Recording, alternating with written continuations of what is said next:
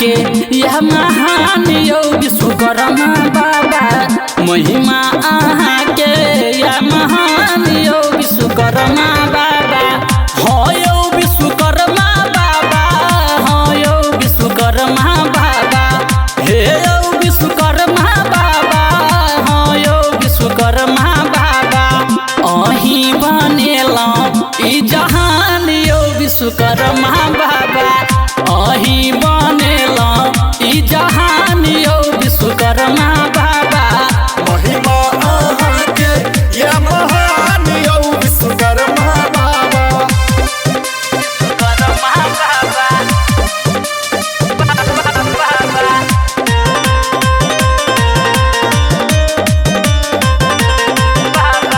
Motorcycle बस tractor चाहे train यो अही कृपा सौरै छै हवा में प्लेन यो बाबा मोटरसाइकिल बस ट्रैक्टर जेसीबी क्रेन यो अही कृपा सौरै छै हवा में प्लेन यो के लिए जगत के निर्माण यो विश्वकर्मा बाबा अही बनेला ई जहान यो विश्वकर्मा बाबा महिमा के या महान यो विश्वकर्मा बाबा महिमा के या महान यो विश्वकर्मा बाबा रूपम रिकॉर्डिंग स्टूडियो जीवा चौक मधुबनी।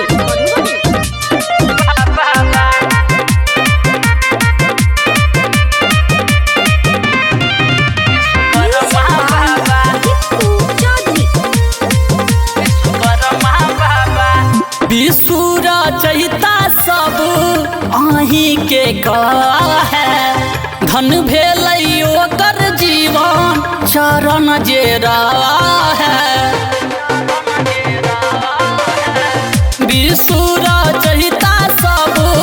अही के कहे धन भेलै ओकर जीवन चरण जे रहे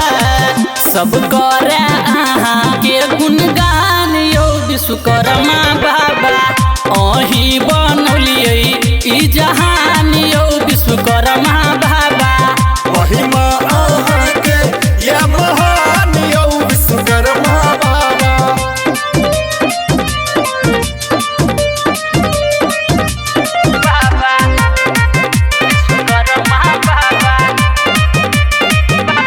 म्यूजिक बाय